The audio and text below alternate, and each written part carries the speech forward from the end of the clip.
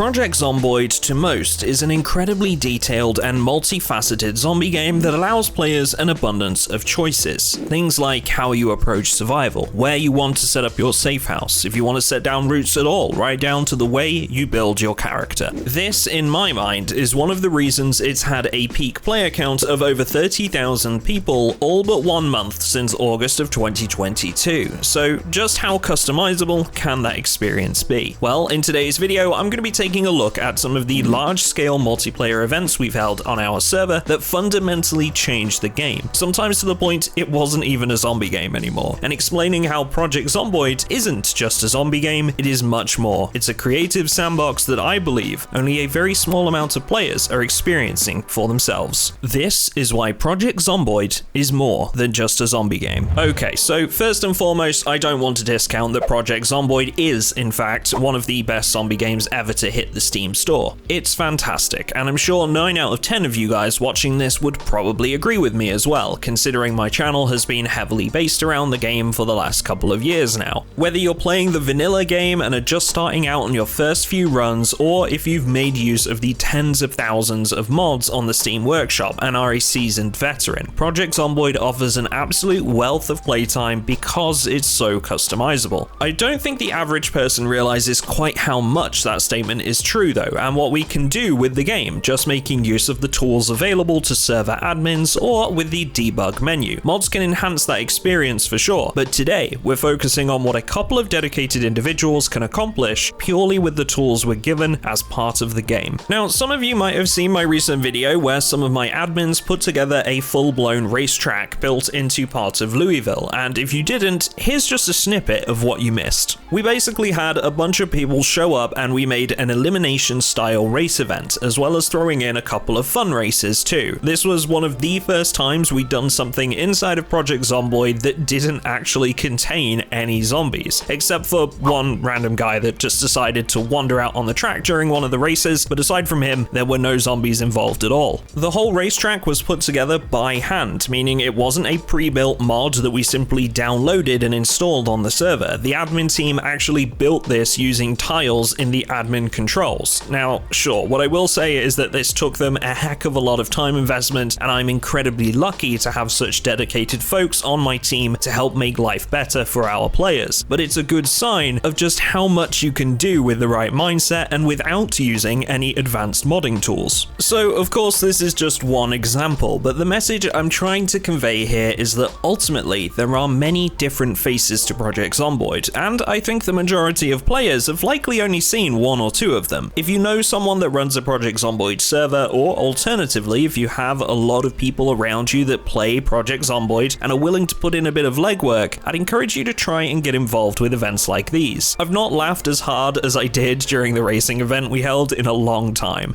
Wait, what's happening here?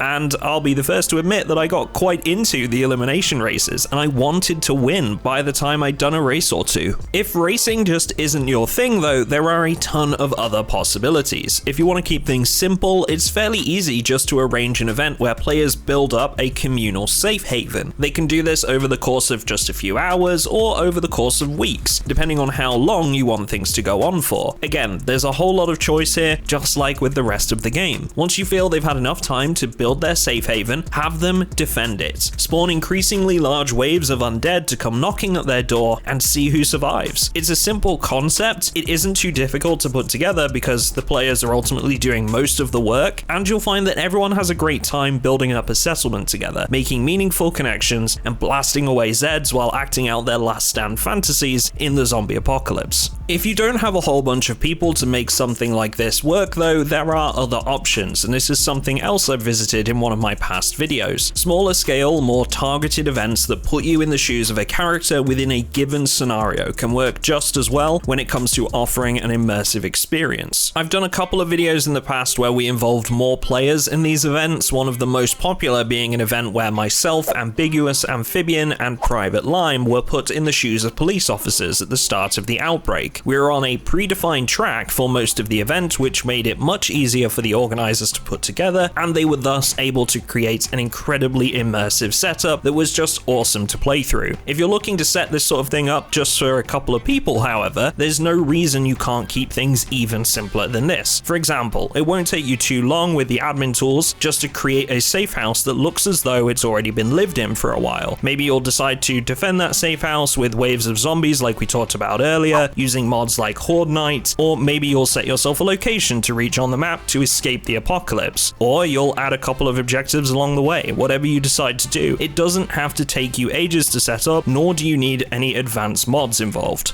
In essence, you are creating a storyline and offering players the chance to follow that story. All you need is a bit of a creative spark, and you can think up all kinds of interesting narratives for your friends to be involved in. We've all spent a long time now waiting for Build 42, and there are a ton of other games out there to help us pass that time. But if you're still wanting to get just a little bit more out of Project Zomboid before that major update comes along, which is still supposed to be before the end of 2024, events like these make for a great way to do something entirely different to what you've done so far and make some friends doing it. For the rest of this video, I just wanted to sort of showcase some of the best moments from these events that we've held in the past. Hopefully some of this will help to convince you to go out there and host something like this for yourself, or if you're looking for communities where events like this are held often, you can try the Project Zomboid official Discord, where there's actually a channel for server and community recruitment. Obviously, as you're about to see, our server holds its own events as well pretty much every month, and if you want to get involved with stuff like what you're about to see in the upcoming footage,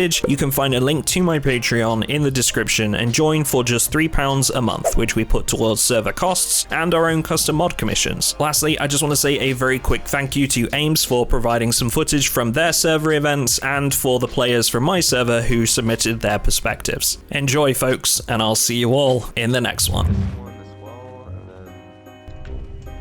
Nah, there are barely any. Holy!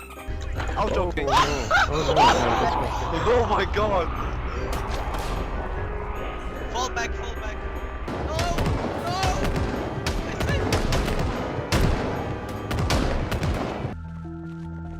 Okay. Don't complain. He's gonna run. Me too.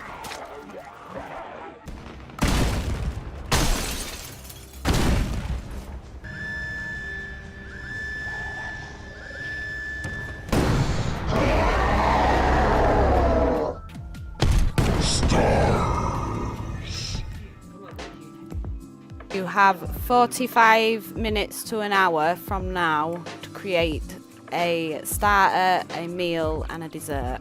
Okay, you've got about 15 minutes left to kind of get them all finished and on your presentation tables. I like this a lot. Travis Scott burger, that's amazing. I really like this sushi dish here.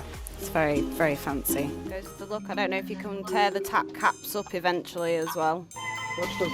I'm dying, people, I'm dying. What the f, man? Rip your clothes. Oh, I'm gonna run away. Sorry, I'll stop. Nothing to see here. Got that death counter going already. Go back, go back, go back.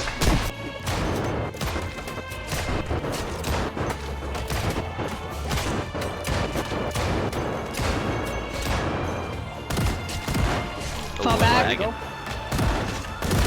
Oh, we're lagging.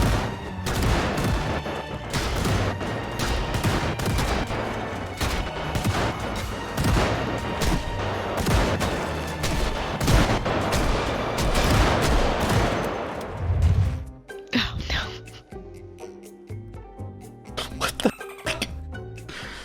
Careful. Winter Wonderland. How menacing. These are pointing out these are the stars of America.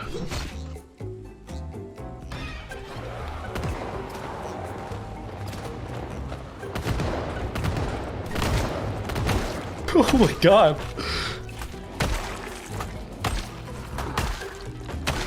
Yeah, I would not go down there, Ivy. Guess we should.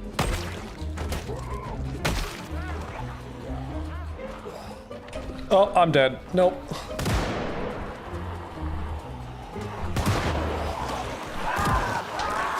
God damn it. What is that?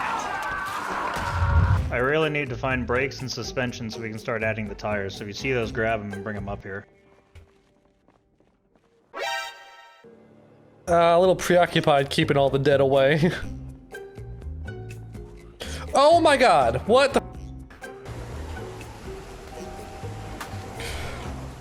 Oh!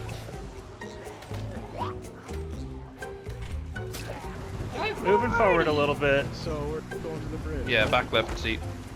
Get in, get in, get in, get in. He's in! So, wow, look at all the loot. Look at all the gold. Yeah, make it real nice. Yeah, that's very cool. Man, I think everyone's just jealous Oh that you guys my get, like, God! lots of gold and stuff. And Oh, okay. I don't know about you, but I'm not sure why we trusted, like, that dude that's just obsessed with gold. Really, is why did we trust her?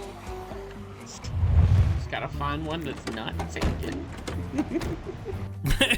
Spiv, can we check that like all the front ones are actually occupied as well? Go! Oh, we didn't get a countdown to attack. Oh, they've f***ed it! They f***ed it! We've gained some places! Oh, God! What happened? Oh! Well. There's still hope, RF. 12 seconds later. This is so funny. They had to get a new one because Sim wiped them out. It was malicious intent. It was she went in there with a purpose. Never seen anything like it. I'm not looking forward to racing against Sim.